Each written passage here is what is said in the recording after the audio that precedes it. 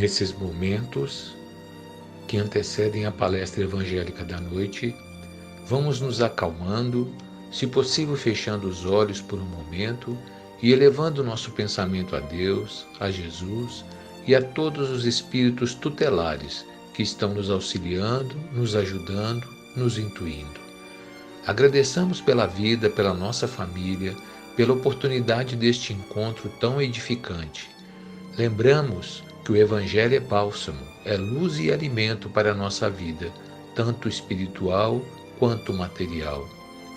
Sê conosco, Jesus, nesta jornada, rumo a um mundo melhor, mais fraterno, mais solidário e repleto de caridade e amor. Que assim seja. Boa noite, queridos amigos, que Jesus nos abençoe, que possamos, nesta noite, fazer um pequeno encontro para falar de Jesus, para falar do Evangelho, que no seu lar, onde você esteja em paz, tranquilos, que o nosso Centro Espírita Paz e Filho chegue à tua casa, através das vias online, que nesta noite possamos pensar que estamos ali dentro, como estávamos até a semana passada, agora a gente já voltou a ficar online novamente, presencial, assim, é muito mais gostoso, né? A gente vê as pessoas, a gente sente as pessoas, é muito mais gostoso. Mas nesta noite nós queremos te convidar para juntos refletir um pouquinho sobre Jesus, para que você sinta essa presença gostosa do Cristo, onde quer que você encontre, não importa se na rua, se na sua casa, onde você tiver uma chance de ver esse nosso encontro, que você seja bem-vindo, que Jesus te abençoe muito, abençoe a todos nós, que possamos, acima de tudo, estarmos conectados com Cristo, com os benfeitores espirituais da casa, e que assim a gente possa ter um encontro gostoso e saudável. Que Jesus te abençoe, que a gente possa, assim, iniciar a nossa tarefa. Eu vou compartilhar uma tela para a gente conversar um pouquinho sobre isso, ok? Aqui, a gente tem uma certa dificuldade com isso daqui, mas faz parte da coisa, né? A gente está compartilhando com você, espero que você esteja vendo, né? Espero que você também sinta no seu coração essa presença de Jesus. É sobre ele que a gente quer falar um pouquinho. Como a gente vive numa época em que é muito habitual a gente dizer, olha, eu sigo fulano no Instagram, eu sigo essa pessoa no Twitter, e geralmente são os famosos, né? Aquelas pessoas que a gente segue. Eu queria te perguntar se você segue Jesus. Se você já pensou em seguir Jesus, não no Facebook, nem no Instagram, nem no Twitter, mas na tua vida. Você já pensou nisso? Já pensou que quando o Cristo esteve na Terra, ele convidou algumas pessoas diretamente, mas ele deixou implícito um convite para que todos nós pudéssemos estar seguindo as suas pegadas. E seguir as pegadas de Jesus, talvez não seja tão fácil como dar um clique e seguir uma pessoa famosa no Instagram. Requer muito de nós, é verdade, requer uma responsabilidade, requer que a gente esteja vinculado a um sentimento, e esse sentimento tem a ver nessa figura, essa figura proeminente que é Jesus. Nem todos conhecemos. A gente ouve falar no Evangelho, a gente ouve falar nos apóstolos, das pessoas que estiveram com ele no seu tempo, até da sua história a gente conhece um pouco. Mas o que significaria realmente seguir Jesus? Tem algumas figuras que a gente conhece que nos dizem muito sobre isso. Mas aqui, quando a gente colocou essa telinha, é para você refletir sobre quem você segue na tua vida. Quem você está seguindo hoje no Twitter? Quem você segue, que você acha que é uma figura proeminente, que é uma figura que está aí te chamando a atenção? Você tem esse hábito? Não tem esse hábito? Geralmente, quem tem jovens em casa vê os jovens fazendo isso muito, né? A gente que já é de uma terceira idade, talvez a gente expuja um pouco mais. Mas o jovem não. Quem é que você segue? Né? E por que você segue? É uma pergunta importante, né? Às vezes a gente segue apenas porque todo mundo faz. Mas a gente tem que se perguntar, o que essa pessoa representa para mim? Que eu estou ali observando os seus atos, vendo as suas fotos, independente de ser amigo ou não, às vezes geralmente é uma pessoa desconhecida, mas muito famosa. Por que eu faço esse encontro virtual com essa pessoa, mesmo que ela não saiba que eu existo? É uma pergunta interessante, porque no mundo da informática, no mundo da era da informação, como nós vivemos hoje, nem sempre a gente para se perguntar. E no tempo de Jesus, também era assim. Mas não era por causa da informática, não era por causa das muitas pessoas que existiam, porque quando Jesus chegou, ele fez uma mudança no planeta. Ele fez uma mudança radical. Você imagina que Jesus chega no lugar em que, para falar de Deus, era necessário que tivesse condições de conhecer a Deus, até porque a palavra Deus nem era falada, como a gente tem de hoje. E Jesus chega num lugar em que o seu povo, o povo que ele está para ouvi-lo, é um povo altamente revoltado, é um povo reprimido, é um povo que tem dificuldade de confiar uns nos outros, e que ouvem muitos profetas, ou seja, são pessoas acostumadas a seguirem, digamos assim, os ensinamentos de Jesus, de Moisés, através dos profetas. Para eles, os profetas são a lei, é a lei básica. Então, eles seguem a lei e seguem a Deus. E nesse povo tão revoltado, prisioneiro de um jugo romano, vai chegar Jesus e vai estabelecer um contato com essas pessoas. E ao estabelecer um contato, ele vai não só priorizar o ser humano, porque ele vai falar diretamente ao ser humano, como ele vai chamar a atenção de muitas pessoas da época para aquele instante que ele está vivendo. Esse chamado, diz Emmanuel, o chamado não é para construir muros, mas para edificar pontes que facilitem o acesso das pessoas a Jesus. Então, Jesus começa a chamar as pessoas para que ele também possa instruir essas pessoas para falarem a respeito dele. E Jesus vai começar a falar de Deus, do amor, da providência divina, das leis imortais que nós hoje conhecemos, das bem-aventuranças, mas ele também vai fazer com que um grupo pequeno o acompanhe muito bem e de perto. Esse grupo ele vai chamar pessoalmente. Você deve ter ouvido falar, né, óbvio, né, dos pescadores. São esses pescadores que vão dar o tom da coisa. Quem são essas pessoas? São pessoas letradas, pessoas famosas, pessoas importantes. Como hoje nós damos muito valor a isso, a gente se pergunta, será que são pessoas assim? Não. Eram pessoas simples, pescadores.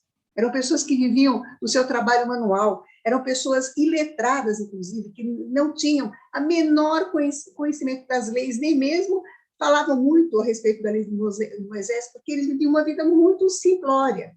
Pescavam, cuidavam das suas famílias, tinham suas atividades. E Jesus vai chamar os primeiros discípulos, que são Pedro, André, João e Tiago, que são pescadores, para segui-los. E ele diz assim uma frase muito bonita: me segui-me e eu farei de vocês pescadores de homens. E esses homens largam as redes, aquilo que estão fazendo, e seguem Jesus. É interessante que a gente percebe o comando que ali existe, né?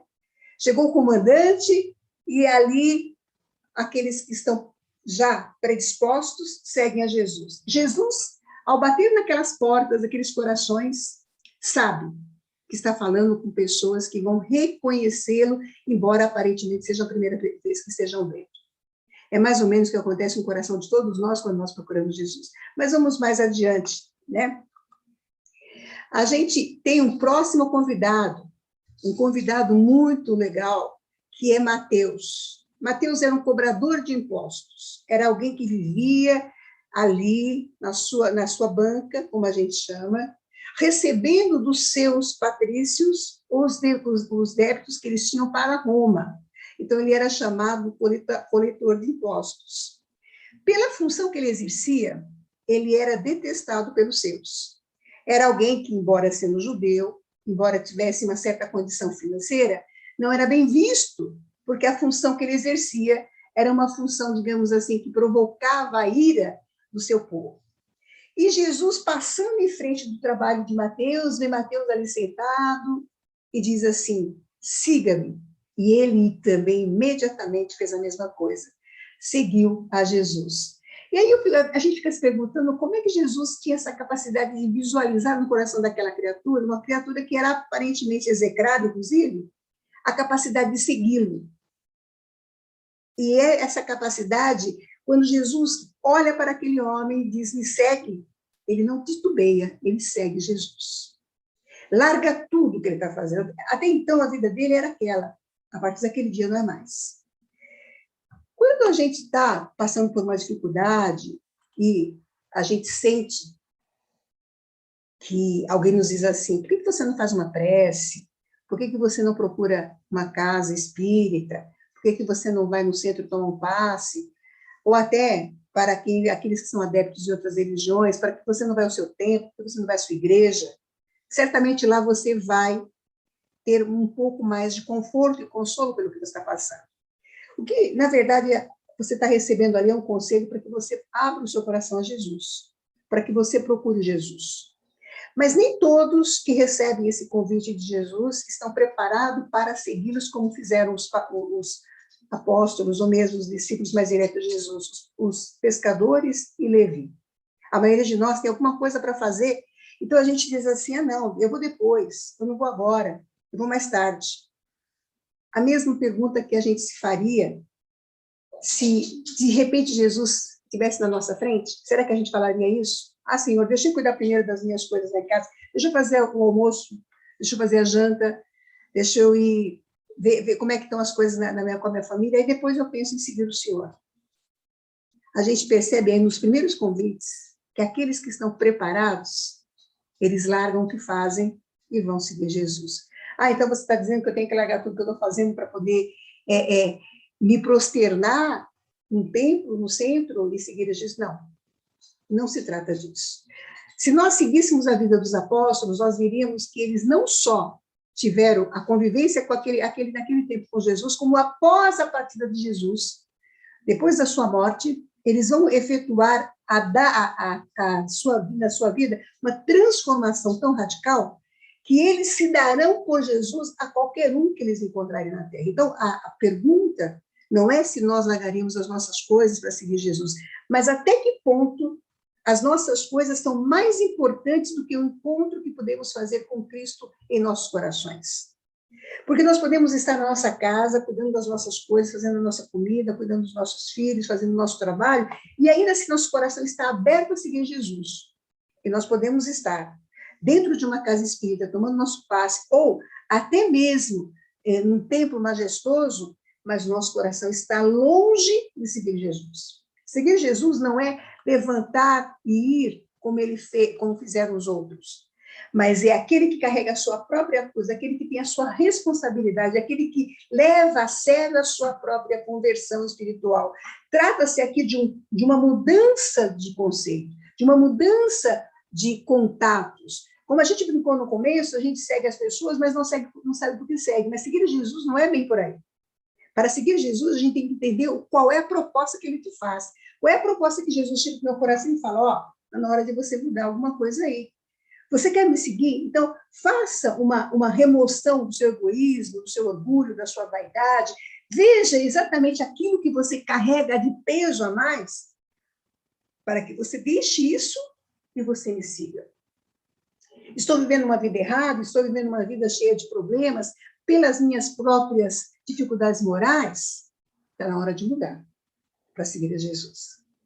Porque, se a gente lembrar bem os convites que foram feitos a Pedro, a João, a Levi, não obrigaram a eles a fazer uma lavagem cerebral, ou seja, deixarem de ser quem eles eram para seguir a Jesus. Não, eles continuaram sendo as pessoas que eles eram, com suas dificuldades, com a sua falta de cultura, com as suas condições morais ainda muito, muito difíceis, mas eles não titubearam, porque a partir daquele instante eles sabiam que estavam entrando numa vida diferente, numa vida nova.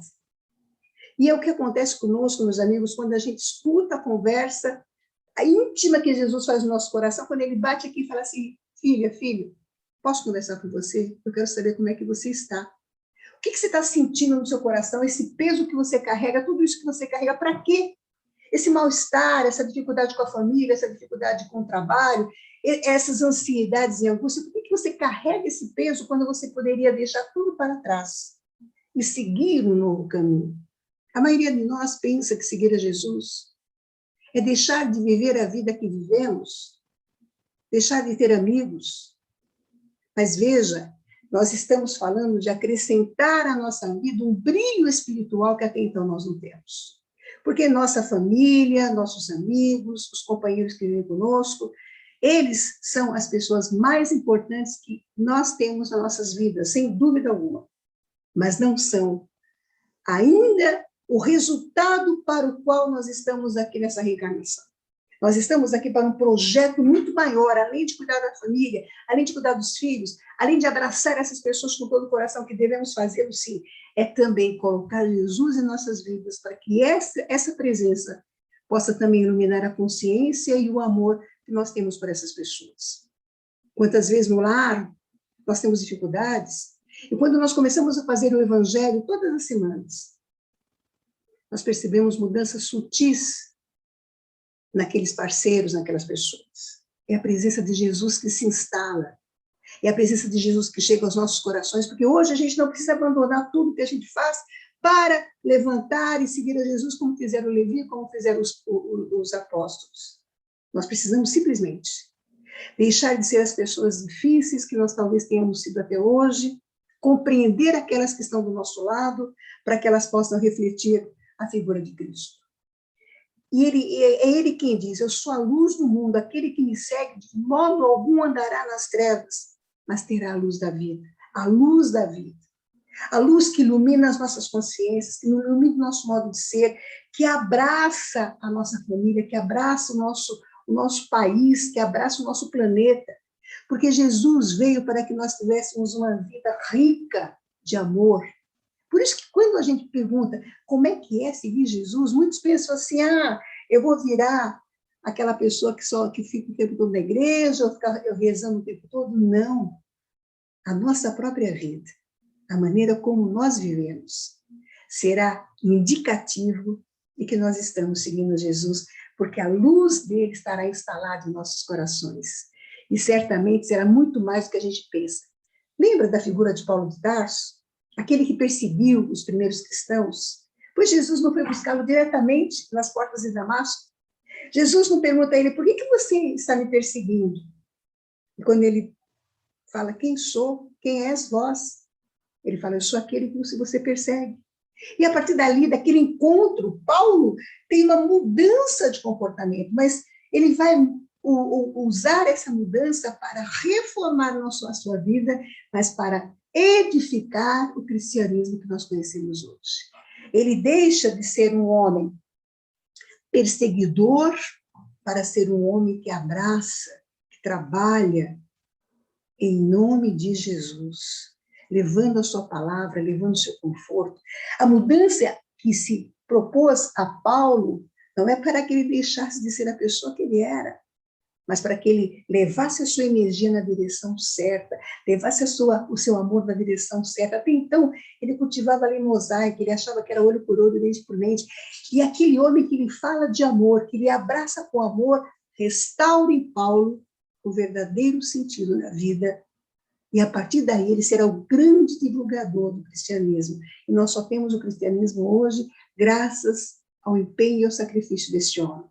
Jesus vai buscá-lo diretamente, mesmo com todos os erros que ele tinha cometido, mostrando que cada um de nós é buscado de alguma forma, em algum momento. Todos nós temos a nossa parte de Damasco. Todos nós temos aquele momento em que a gente fala, eu não quero mais fazer isso, eu não quero mais viver assim, eu não quero mais ficar desse jeito, fazer as coisas que eu faço dessa forma, não está me fazendo bem, está fazendo mal a mim e a todos que estão à minha volta.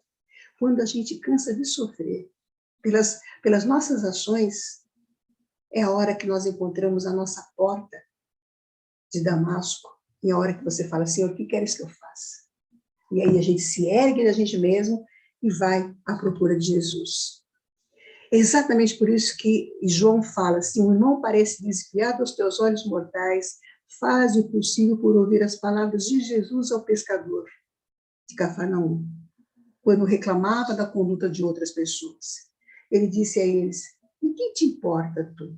Segue-me você.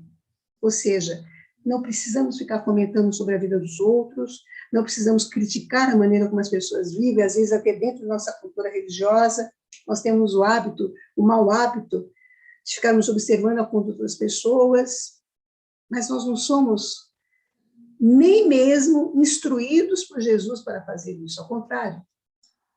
Ele diz que nós deveríamos esquecer todo o mal que porventura existisse ao nosso redor.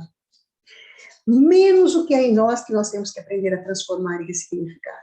Jesus nos chama a atenção para que nós possamos ser dignos de acompanhando, sermos irmãos de todas as pessoas. E um irmão não julga outro irmão. O irmão estende a mão quando o outro está caído. O irmão oferece afeto. O irmão oferece carinho. É dessa forma que Jesus espera que nós o sigamos, para que nós possamos, de fato, sermos dignos dele. E ele nos fala ainda mais. Ele fala que quando nós estivermos cansados, oprimidos, magoados, chateados, que a gente vai até ele.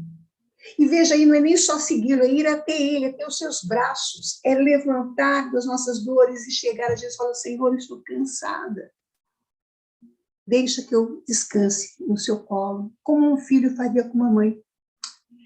O filho chega para a mãe e fala: mamãe, eu estou querendo o seu colo hoje, porque estou muito cansada. Quantas vezes um filho até já adulto chega para sua mãezinha lá e deita a cabeça no colo, porque significa que ele encontrou um lugar de repouso. Com Jesus nós temos esse lugar de repouso, nós temos esse lugar de carinho, nós temos esse lugar de afeto. Com Jesus a gente consegue fazer muitas coisas. Sem Jesus a gente não consegue fazer nada. Por isso ele diz: vinde a mim todos que andais cansados e oprimidos, e eu vos aliviarei. Tomai sobre vós o meu jugo, e aprendi de mim que sou manso e humilde de coração, e encontrareis descanso para as vossas almas, porque o meu jugo é suave e o meu fardo é leve. O jugo de Jesus é simplesmente a lei de amor. É simplesmente colocarmos a lei de amor em ação em nossas vidas.